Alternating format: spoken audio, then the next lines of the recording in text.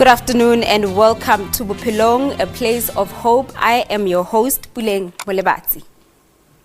The first of this month was observed as World AIDS Day, and so here in South Africa, the month of December is HIV Awareness Month. Today we bring you the story that aims to change the image of HIV and AIDS in Africa, from a picture of the sick and dying to a story of hope. Meet Ntimbo Mpamba and hear the emotional yet inspiring story that he has to share. It was 1982 in Zambia when Ntimbo was born, at a time when the African continent was for the first time feeling the wrath of HIV and AIDS, with very little knowledge of what the virus really was. I was born on the 12th of December in the year 1982. I was the last of 5 kids and I was the biggest of the babies. But at one point in my life, I got to start losing weight and I joined the world of vitamins. But I was always told that they were sweets by my mother, but I never mistook them to say, because they're always in sachets. And when you see sweets on TV and sachets, like, wow, these are very nice. And I really loved them because some of them were bitter, others were a bit chewable. So, I had no question to ask. Although it was something that was never spoken about in his family, his mother was seemingly the only person that knew what was wrong with his health. She knew and tried to play along with the situation, say, okay, fine, you'll be okay, and as long as you take this, you'll be okay. But every time I started taking those medication, I got better. So all my life was thrown into her. Say she's the one who knows what to do, because she was a nutritionist by profession, and she always came home with medication. She was a nurse, so who was I not to trust her? I was just eating a balanced diet. I would be fed. I was always on greens, vegetables. Like I would not have relish until I had vegetables. It was a rule to say, if you don't eat your veggies, you won't eat meat. I was segregated, say, the special child who, I saw myself as a very important person, say, like, I was always put aside, so I considered that to say, wow, who am I to be given so much leverage? Say, I'm the king, I'm the person who calls the shots. When I want something, I get it, and then, but all in all, it was just a way of keeping me away from the truth. After moving to South Africa as an adult with his family, the truth began to seep through. From the time I moved from Mother Zambia, I came to South Africa to stay with my sister, my older sister, who was married. But in the festive season, you get Christmas presents, but my present was like a cough that wouldn't go away, because I tried out all kinds of medications, from the cough mixtures to the herbal ones. But the more I drank, the worse the cough got, because it got to a point where every time I coughed, I would actually breathe in like there were bullet holes in my lungs. So I was referred to a private GP who, from the word go, said it was TB. I said, look, I had TB 3 times already. How can this thing be possible? It's like, no, there's always a TB relapse. So we took the TB tests and it was negative. Then I was forced to do an X-ray where they found that I had a quarter of a left lung, as in a very big patch in my lungs. So he asked me to say, what is this? I said, oh, is that like my heart? He said, no, your heart is below your lungs, just below the left lung. Like what he said, like it was a big patch in the X-ray to say you are surviving on 1 1/4 lung. And to him that was a never seen. And he had never seen it in 15 years of practice. He said, my viral load was beyond 1 million. That it was anonymous. And in an average person, it was non-existent. Then he said the average CD4 count of a person is 800 to 1,200. But mine was 36. Now that freaked me out so bad that I was blank. Even the rest of his voices did not make sense. Ntimbo began taking his ARVs and his CD4 count went from 36 to 490 in 4 weeks. But taking the ARVs was no easy task. I was excited. In how long? In like 4 weeks. I was excited to say I'm responding well to stage 1. There were 20 capsules per day. 10 in the morning, 10 in the evening. It was only 7 years after being diagnosed as an adult that Ntimbwe found out that he was born HIV positive. He heard from his aunt. From 2005 to 2012, I wrote an article of my ups and downs of being an experiment on how I met 5 specialists. And then from there, I sent an article, a soft copy to her. And she replied and said she always knew of my condition. And it was not of my wrongdoing, but a fault in reproduction. Now, when you add all those words together, you in a sense, that's why I spent most of my life in and out of hospital. And I was always the sickler child. I met the grave several times, but the grave didn't want me. I mean, yeah, I did see death several times.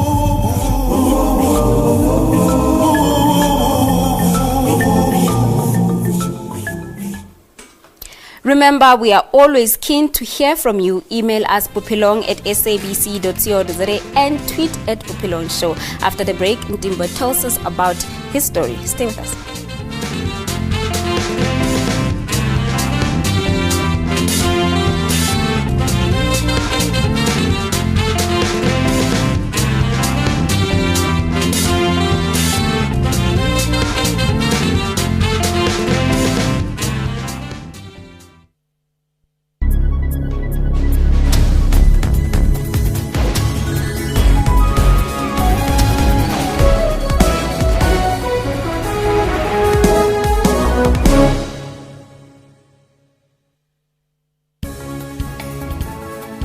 In Parliament, Higher Education and Training Minister Bladen Zamande has conceded that the bursary scheme is not enough to meet the growing demand from students. Funding for universities is not enough. We'll be open about that. We will continue to ask for more from government as a department. We've always said that the NSFAS budget must be 16 billion rand and that no qualifying student must be prevented from studying just because they cannot afford to do so. There's been concern about citrus exports to Europe and investment contracts. There are more opportunities for us to sell sugar, wine, ethanol, some fruit products than we had before, and that could create jobs. That's business news, weekdays at 6 p.m. on SABC News.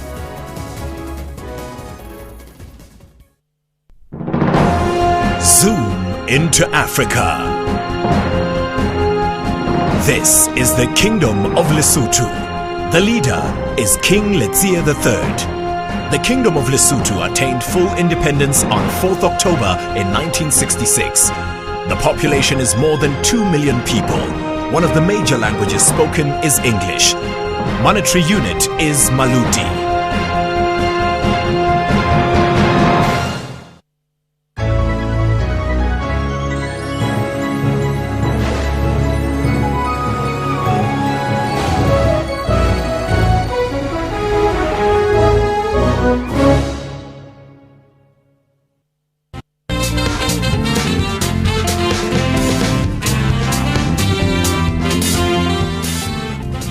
Welcome back to Bophelong, a place of hope. There are many myths that still exist about HIV and AIDS. For instance, some people believe that you can get HIV by breathing the same air as someone who is HIV positive, or by using the same eating utensils as someone that is infected. None of these are true, and Ntimbo has made it his mission to educate people about HIV and AIDS. From 36 to 490, that's like, yippee! I mean, like, that's like, I'm the man. I'm going to get to, because my focus was to get to 800, and I would say I'm healed, because I didn't understand the virus to a personal aspect. But I didn't know that it was actually a long journey to get to, I mean, I was more than halfway to 800, like just a little bit more. Then I started skipping, taking at my own time. Then I became resistant to the drugs.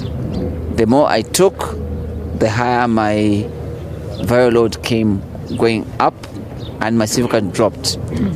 And I was referred to 5 different specialists, from Olive Dale to Mill Park.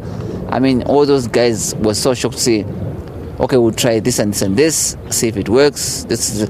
Then the last one told me that go to Helen Joseph, where you don't pay anything, because I was paying cash. I was not on medical aid. Even medical aid could not afford to pay for my medication, because I was buying ARVs every single month. and they were so expensive that each and every time money was brought into the house, it was diverted to my medical bills. Ndimbwe recalls a time when he was truly scared for his life. The time when I realized that I was a miracle was the time I got the letter. No, not really a miracle. It's the time the doctors said that I was going to be part of an experiment under the United...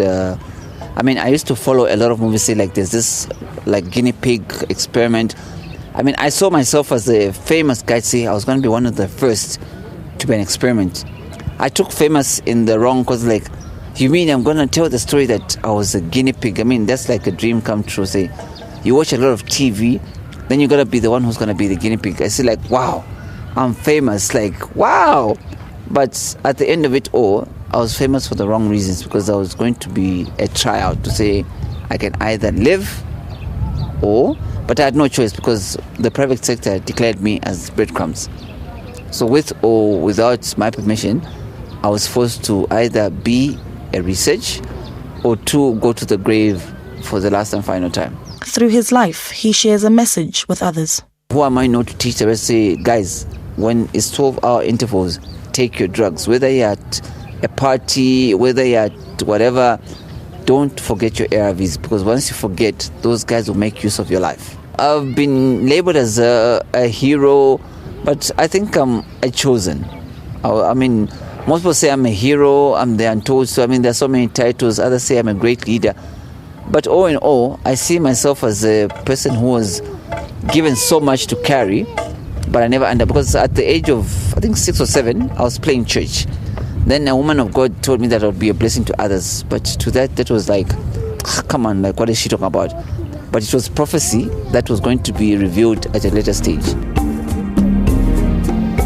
Today, Ndimbwe is 32 years old and has lived with HIV for all that time. He's also founded the Ask Foundation with the aim of educating others about HIV and AIDS, and is working on his book that he hopes will hit the shelves next year. The Ask Foundation is because I've realized that the mind is what builds a person's character. A, in the ask. Ask is a request, it's a desire, it's a want. But before you ask, there are 3 things you gotta know. There's the A, which is the attitude, which creates the S, which is the skill, which produces the K, which is the knowledge that no one can ever take away from you. Why can't I write a book about how a secret that was kept from me saved my life? And it all started with one single line, and I added more and more, and it was done, and very soon it should be online. By next year, it should be out on the bookshelves. He stands by his view that he doesn't give people solutions to problems, but instead gives people tools to overcome challenges simply by giving them the hard facts. People don't understand the virus, because most people think it's a manageable disease, but that's just the straight line. But when you read the T's and C's, it's a manageable, different kind of lifestyle. People don't understand, say, HIV is a lifestyle. Once it becomes part of you, it does not get out. Most people think you can get rid of it, but you can't, because it lives in your cells.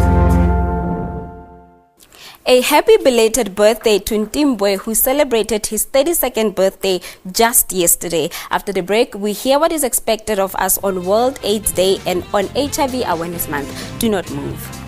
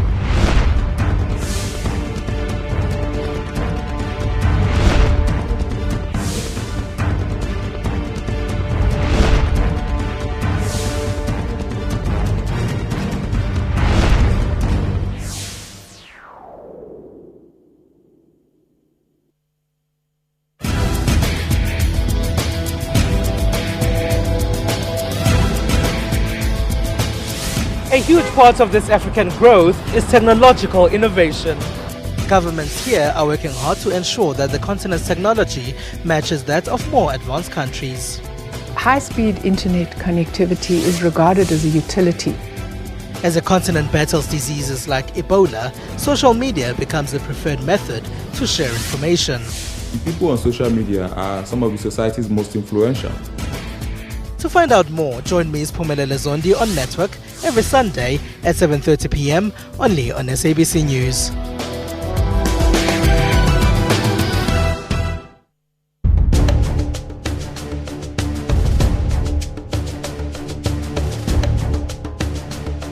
Let us go to this dolus issue, dolus eventualis and dolus director. What do they actually mean to the ordinary man in the street? A practical and easy example of dolus eventualis is where two robbers walk into a bank with the intention to rob the bank. They reconcile themselves that should the teller press the panic button, they are going to pull a trigger and kill.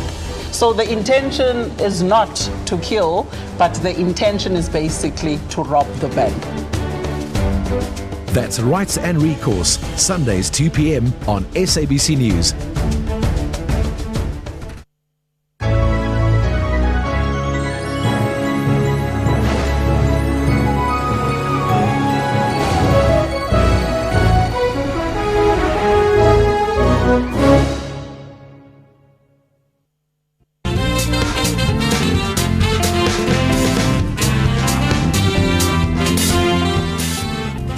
Welcome back to Bophelong, a place of hope, with me, Buleng Molebatsi. Every year around this time, the message is for us to go out there and get tested for HIV and also to start getting rid of the stigma. We spoke to an expert about whether South Africans are taking heed to that call.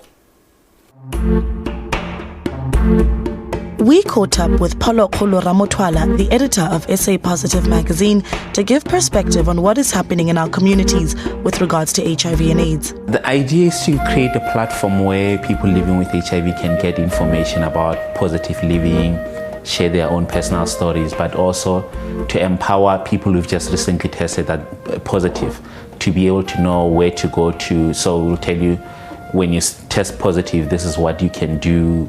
Look out for your CD4 count, which doctors you can go to. So it's a whole range of things that people can read in the magazine. We've done well. Medical advances, we've done well. I think I like to use this example that in 1999, people used to buy medication for 4,000 rands per month. And today you get it for free. People used to take 6-7 pills per day. And now you take 1 pill per day. And there are more people who are accessing treatment in South Africa than any other country in the world. So that we're making a lot of progress. I think in terms of prevention also, there is also a lot more advancements that are coming out that you have options in protecting yourself. So again, in that sense, I believe we've made a lot of progress. Progress enough, I think we still have to see. This is what Ntimbwe and others have to say to people that still hold on to stigma. I would call you as a very ignorant person, because ignorance is what is killing the nation. Because number one, if you're not infected, you're affected. The I and the E are affected by one letter, which is the E, which means we're all equal. Because if I stay in your neighborhood, I eat the same food that you eat, I've got the same color blood, who are you to call me that I'm different? Angibona ukuthi kunesidingo ukuthi abantu bangasaba ukukhuluma nge-HIV because yisifo esijwayelekile, akumelanga ukuthi ube namahloni ngaso. Okokuqala kunzima uku-accept that you've got the disease, first of all.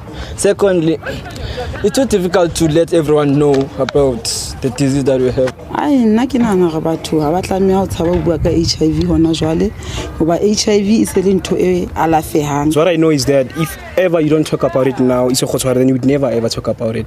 So like people, we're just doing things just to impress people by they are in front of us, really about ourselves. And as we go through HIV Awareness Month this December, the aim is still to encourage us all to get tested for HIV. But when was the last time you got tested? This year in June. I mean, I'm tested for August. Ka di date tsa September. Ela ka re khono kriya ndato wa o tshwana le yona go go ema mo pepeneneng close to us a re bolelle gore no what happened and go kgonne jwang gore atle gore ba fitlhile ngwageng tsa le mo tsona. And I don't think gore no re tla tshimula re tshaba or re tla tshimula go tshaba bolela ka yona. For those that have already been diagnosed HIV positive, disclosure is another challenge, for some even greater than the diagnosis. There's two types of disclosure. I do public disclosure, so I don't mind telling you that I have HIV. But there are people who do what we call personal disclosure, where you tell your family member, or you tell your friend or whoever that you trust most. I believe it's beneficial because you don't have to go through it alone. Aside from getting tested, what should South Africans be thinking about during HIV Awareness Month? South Africans on World AIDS Day this year, two things. If you have HIV, there should be no shame. You shouldn't be ashamed. You didn't do anything that others did not do. The second thing, if you do not have HIV, you don't want to get HIV. I would say there's too many of us already, but make sure that you protect yourself because it's not your partner's responsibility, it's your responsibility. Each and every World Day, it gives me more challenges because people always, they wonder to say, how have I lived for so long? And I've got to a point to say, it all starts with you. You can choose to live a sad life or you can choose to live a happy life. What he's saying and what he's portraying, it's a character that says you are not going to die if you're HIV positive. And you meet a lot of young people who give up, from the day they know that they are positive, they get sick. But he's saying that it's not the end of the world. If you count the number of the years that he has lived, it says a lot for itself. And that brings us to the end of this week's episode. Do go out there and get tested. And remember to always be safe. You can abstain, be faithful, or use a condom. You can even do a combination of the two. Remember, we are always keen to hear from you. Once again, you can email us bophelong@sabc.co.za or you can tweet us. Until next time, from us here on Bophelong, it's a goodbye.